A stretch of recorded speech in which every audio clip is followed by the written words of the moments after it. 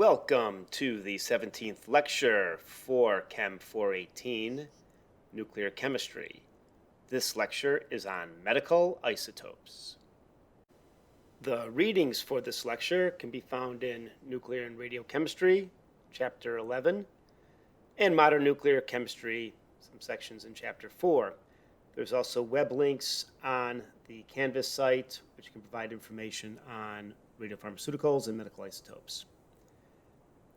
This lecture is going to broadly be broken into two areas: diagnostic medical isotopes, generally those that emit a photon, so some sort of gamma emission, either from the isotope itself or from positron emission tomography. This is used to determine the behavior or function of activities within the body, so it's used for diagnostic purposes. Here is an example of positron emission tomography with a CT and a combination of PET and CT. As you can see, this is a powerful diagnostic tool to understand activities within the body. And then we'll also discuss therapeutic isotopes. Those isotopes in which the emitted particle, whether it's an Auger electron, a beta particle, or an alpha particle, is used to treat a tumor. An example of a therapeutic radiopharmaceutical is Acetine 211, which is produced at the University of Washington. This is the production reaction for the acetine, and here we see the type of laboratory setup that's involved in work with this radiopharmaceutical and medical isotope.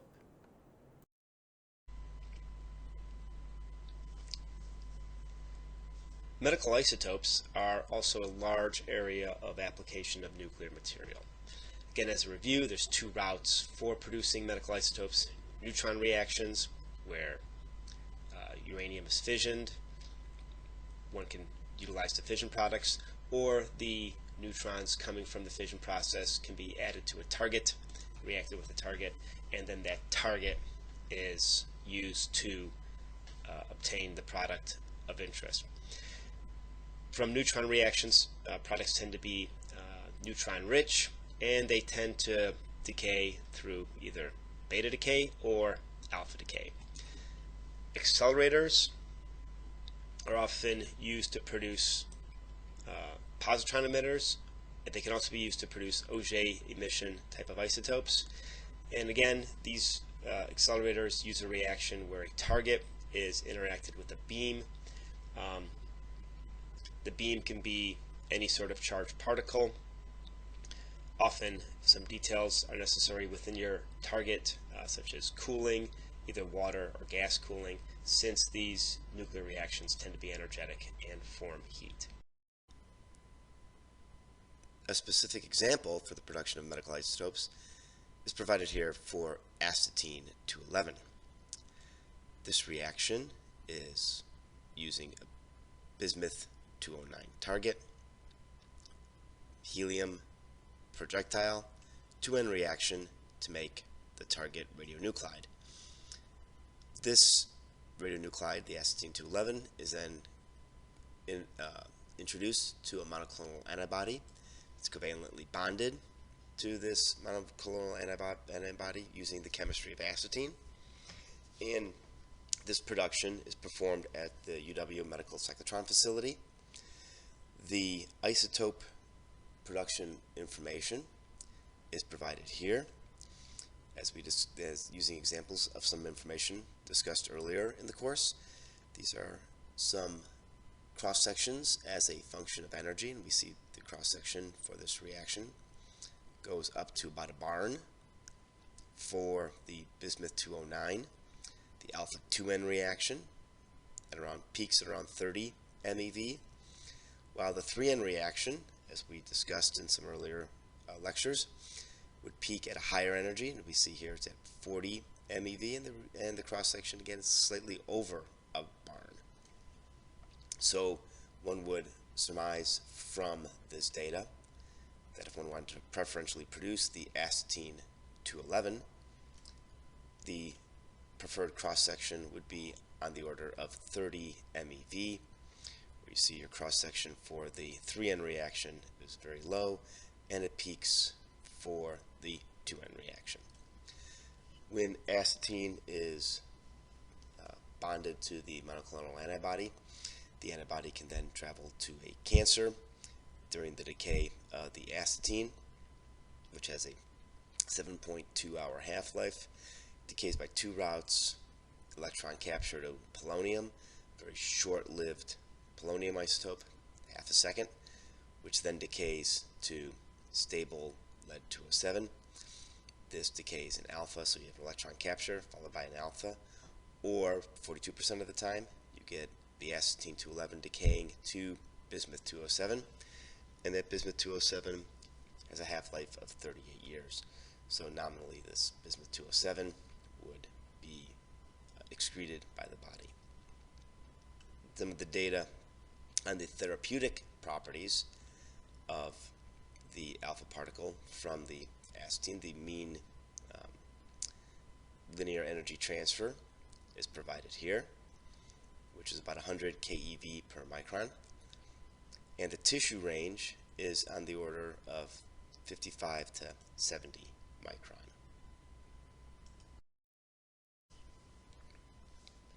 A number of other isotopes can be produced at the UW Medical Cyclotron facility. The cyclotron has the capability of accelerating different particles, alpha particles as we discussed for the acetine-211. One can also produce tin isotopes for medical applications. This is the energy range and the beam current. For deuterium reactions, again, the energy range is from 13 to 24 MeV, and different isotopes can be produced, including neptunium-236, rhenium-186, and at some higher energies for proton, one can actually perform therapy with the proton itself, produce fast neutrons from the proton reaction, use that as a therapeutic tool, or use this route as production of technetium-99M. And again, the technetium and the rhenium are both group 7 elements and will have similar chemistries in radiopharmaceutical applications. For medical isotopes, the decay modes are important for their applications. Alpha decay and beta decay can deposit high amounts of energy in a cell. An alpha will travel about 1 cell length. Beta particles will travel almost 10 cell lengths. So one can evaluate this as a route of killing cells. And if one evaluates this, the linear energy transfer is much higher in an alpha particle. All that energy can be deposited in one cell, where for a beta particle, one can estimate on the order of 1/10 of the energy winds up being deposited in any given cell. However, alpha particles and beta particles can be used in therapy where they can kill tumor cells. Auger electrons, which we'll describe, can also have therapeutic capabilities. Gamma decay and positron decay are generally used for imaging. Both these result in photon emissions. The photons are detected external to the body, which can be used to image activities in the body, either image the location of a cancer or image the physiological behavior of a system. In the positron, the two photons are produced through a matter-antimatter interaction, and that is actually useful in developing high-resolution images. An overview of positron decay is shown here. The key is that there's a positron-electron interaction. This annihilates the antimatter positron with the matter electron. As shown here, you create two gamma particles, or two photons, that are at 511 keV. That's the mass of each one has a mass of the positron and a mass of the electron, and they're 180 degrees from each other. This allows a specific energy to be evaluated, the 511 keV that's indicative of the positron decay. And the fact that they're 180 degrees from each other means that a coincidence system can be set up, and when the gamma particles, when the photons are detected in an array 180 degrees from each other, working backwards will give you the location where the positron decayed, and this can be used for high detailed imaging.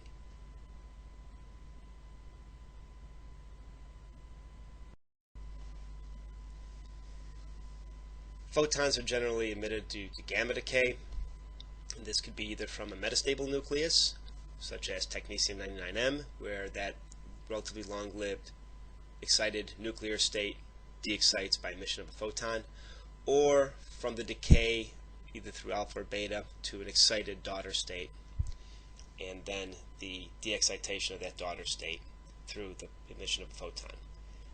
X-rays are also possible route for emission of photons, where an electron from a lower energy level is removed. The electrons from higher levels occupy that lower level, and the resulting vacancy is de-excited with the photon emission. Auger electrons are in very ways similar to X-ray emission, except that as opposed to emitting of a photon, one of the outer electrons are emitted with the energy that's consistent with the transition from the electron moving from a high energy state to a lower energy state, and then the outer electrons are then emitted. So for radiopharmaceutical studies, what one does is exploit the chemical species and coordination chemistry of the radionuclide to develop compounds. Again, the center radionuclide, for this case an example of technetium-99m, can either decay by gamma in the case of technetium-99m, which is useful for imaging, or alpha, beta, or Auger electron for therapy. And we're going to do our first example with technetium-99m, which is produced from a molybdenum-99 generator. The reason we're going to focus on technetium-99m is it is the workhorse of radiopharmaceuticals, where about 80% of all radiopharmaceutical applications use technetium-99m. And also this compound, its utilization is highly linked with technetium coordination chemistry. And an example is shown here, where one can make a technetium core. This technetium carbonyl can then be placed into a number of different ligand systems. Each of these ligands has a different biological behavior that can be used to image different aspects of biological systems. The technetium in this form as the technetium carbonyl goes along with the ligand, and as it decays, it images the physiological behavior that is based upon the ligand behavior. So again, a radiopharmaceutical combines this isotope that we've talked about how we produce with a physiological behavior based upon a ligand system that it can be attached to. We'll also discuss some simpler examples where the ligands are nothing more than chlorides.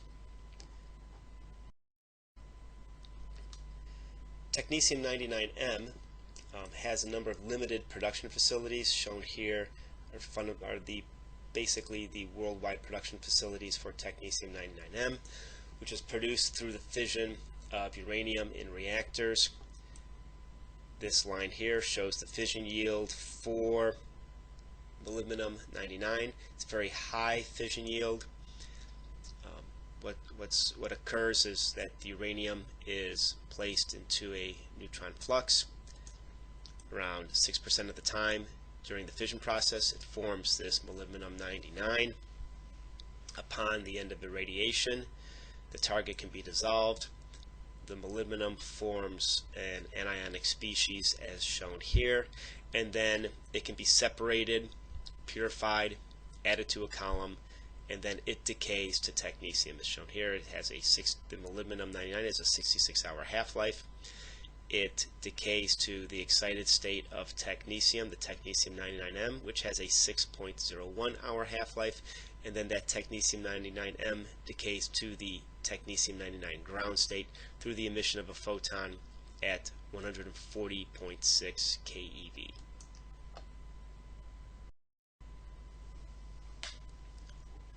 So these generator systems, which are used to produce Technetium-99m, are commercially available, and they're fundamentally aluminum.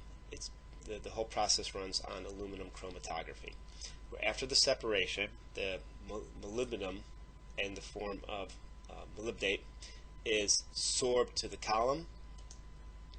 Upon the decay of the molybdenum 99m to the protectatate, the protectatate is less strongly bound to this aluminum column since it is monoanionic. You can elute the protectatate from the column with normal saline solution, and as it comes out, the saline contains the technetium. Here's shown a growth and decay curve for molybdenum 99 and technetium 99m.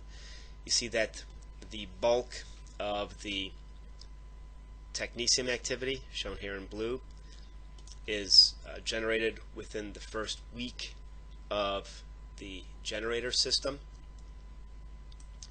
So once the molybdenum is sorbed onto a generator, the generator can then be shipped to a hospital.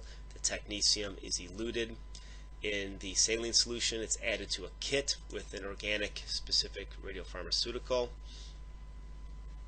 and that compound is then introduced into the patient to achieve some physiological imaging. An example of an imaging agent is shown here, Cardiolite. The compound of Cardiolite is shown here. As you can see, it's a cation. There's been 40 million applications of Cardiolite since the 1990s. This cation accumulates in myocardial membrane, and what this is used to do is to see how well heart muscle behaves, and it's used in cardiac stress test. So one can compare the uptake and behavior of the mitochondria, or the energy for a muscle is produced. You can see how well the muscle is behaving in a rest and exercise mode for the heart, and this is used medically to determine the health of the heart. Ceratec is another example of a technetium compound. This has the property of crossing the blood-brain barrier, and it can be used to image the function of the brain. So, for instance, it can be used to evaluate the presence of dementia, if strokes have influenced brain activity. So one can evaluate if the technetium is getting into all parts of the brain, and if not, it could be an issue that strokes have prevented blood flow to the brain, and also arteries that feed the brain, if there are any clogging or clotting issues with those arteries. Other ligands that have been evaluated with technetium include this ATSM ligand. The technetium would sit right here in this metal, in the ligand center, forming a metal ligand complex, and this is useful for imaging areas of low oxygen content in cells. So this is a way of imaging those areas of potentially damaged organs that are not able to repair themselves due to low oxygen levels.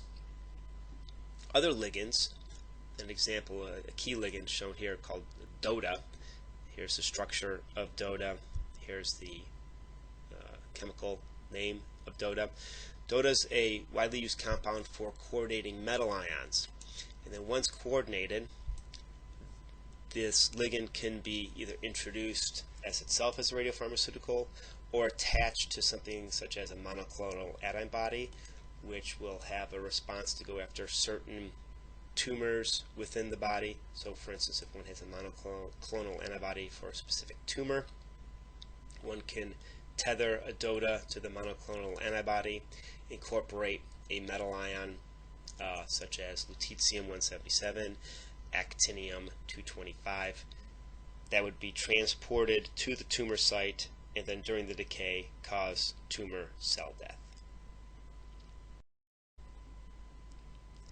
Another isotope that's commonly used in therapy is iodine-131, and this is simply based upon the fact that the thyroid takes up iodine effectively. The iodine is introduced as a sodium iodide compound. There's no ligand needed. One just needs to limit the amount of iodine that's taken up prior to therapy, so that the iodine, so that the thyroid is not saturated with iodine. Now, iodine-131 is a major fission product. However, one cannot use fission iodine due to the presence of other isotopes, including iodine-129, which is a very long-lived isotope. Some of the data for iodine is shown here. It's a half-life of 8 days, decays down to xenon, also has gammas associated with it. These gammas are unfortunately responsible for external doses from the patients. However, they can also be used to image the uptake of the iodine-131 by the thyroid. Since fission product iodine cannot be used, neutron irradiation of tellurium is used to produce the iodine. Iodine is the daughter from the beta decay of tellurium-131, which is a 25-minute half-life.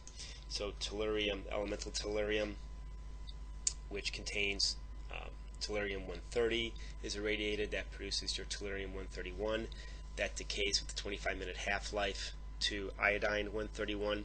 And the iodine can be separated from the tellurium either by ion exchange or distillation and then subsequent dissolution of the iodine. Similar to iodine-131, radium dichloride is a therapeutic agent. Radium-223 is the isotope that's used for this therapy. It has a half-life of 11.4 days, decaying to radon-119. The radium, this very simple compound, is used since radium is divalent, as is calcium. It'll go to the bone. So this compound, commercially called Xofigo, is used to treat pain associated with cancers of the bone, shown here. So the alpha particle is a very low range. The cancerous bone material is growing rapidly, uptakes the introduced radium-223, and upon the decay of the radium with the alpha of almost 6 MeV, induces cell death of the cancer. That has a palliative effect and reduction of pain. Radium-226 is produced from neutron radiation. The radium-223 is produced from the neutron irradiation of radium-226. Radium-226 obviously will also go to the bone. However, its half-life is 1,600 years, so the specific activity is not nearly as high as the radium-223. And this is the decay. This is the capture, making radium-227, which undergoes beta decay to actinium-227, beta decay to thorium-227, and then alpha decay to radium-223. This is the first alpha-emitting radiopharmaceutical that's been approved by the U.S. Food and Drug Administration in an unsealed route. Other reactor-produced isotopes are shown here. Bismuth-213, an alpha emitter, is also used for targeted alpha therapy. Dysprosium-165 is used for synovectomy treatment of arthritis. So as a aggregate or as a colloid, it can go into the joints of arthritis and treat the pain. Erbium-169 has similar properties. Iodide-131, as we discussed, is used particularly for thyroid. Lead-212 is used in targeted alpha therapy. And lutetium-177, which is chemically similar to compounds such as actinium-225 or the other lanthanides, can be used as a therapy agent since it emits beta particles, but also has enough gamma for imaging while one does the beta treatment. So this isotope has this dual property where the gamma decay from its beta emission can be used to image its behavior. Some more reactor-produced isotopes, including rhenium-186. Rhenium is chemically similar to technetium, so those radiopharmaceuticals that are developed for technetium imaging can use rhenium as a therapeutic agent. Samarium-153 is also a lanthanide that has been explored for relieving pain in cancers in bones, similar to the Xofigo. And then an isotope of xenon is also used for pulmonary or lung ventilation studies, and yttrium-90 is being explored for liver cancer treatments. An example of a positron emitter is fluorine-18, which is one of the largest used positron emitting isotopes. An example here is combining the fluorine-18 onto glucose to evaluate brain behavior. The fluorine is cyclotron produced from the reaction of oxygen 18 with a proton neutron reaction with water as a target. Neon gas can also be hit with deuterium, an alpha product for the fluorine-18. The fluorine is separated from the target and then chemically reacted onto compounds, and in this case glucose. The half-life of this fluorine isotope is a little over 100 minutes, with a large percentage decaying through positron decay. And the decay scheme is shown here, where the fluorine-18 decays through positron or electron capture to oxygen-18. And one can evaluate the behavior through controlled experiments where the brain can be imaged that shows the presence, in this case, of Alzheimer's disease. A list of cyclotron-produced isotopes is provided here. A number, in addition to fluorine-18, there's oxygen, nitrogen, and carbon isotopes that are also used for positron emitters. There's germanium-68 that's used as a parent to generate gallium-68, and gallium-68 is a positron emitter. Krypton-81 is also produced in a similar route from rubidium-81. The krypton gas can again yield functional images of the lung. And then thallium-201 can be used to diagnose coronary disease. It's commonly used as a substitute for technetium in stress tests. We can review the discussed material. Overall, one should walk away with an understanding that a combination of chemistry and nuclear reactions can be applied to isotope production. That all types of nuclear reactions are possible for producing useful isotopes. Fission produces isotopes that are neutron-rich, often decaying through beta minus. Accelerators are often used to produce positron emitters, since they'll produce proton-rich isotopes. Natural decay chains can be used to isolate progeny isotopes from parents. An example is bismuth-212 or bismuth-213.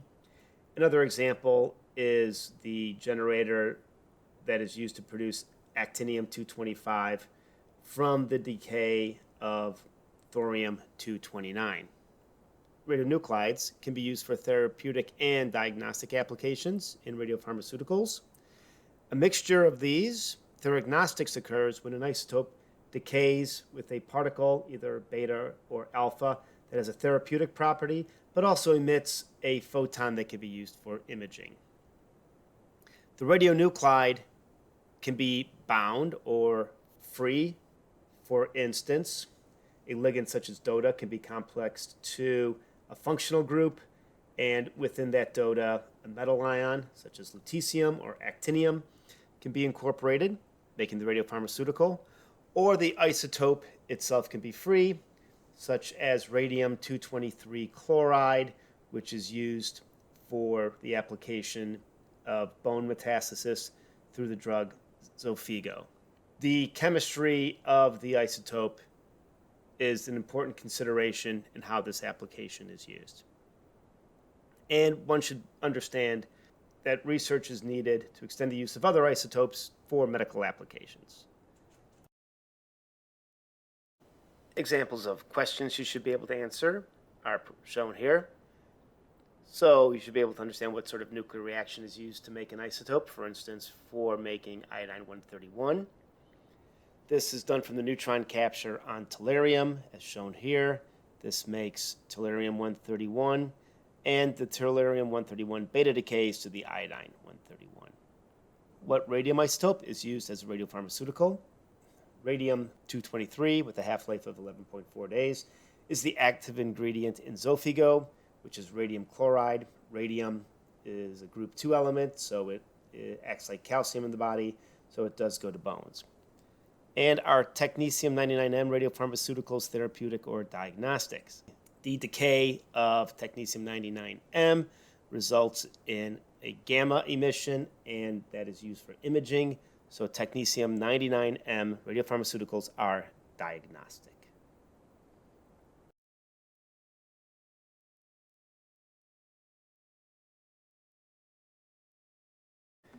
When you have completed the lecture, please comment on the blog and respond to the lecture quiz.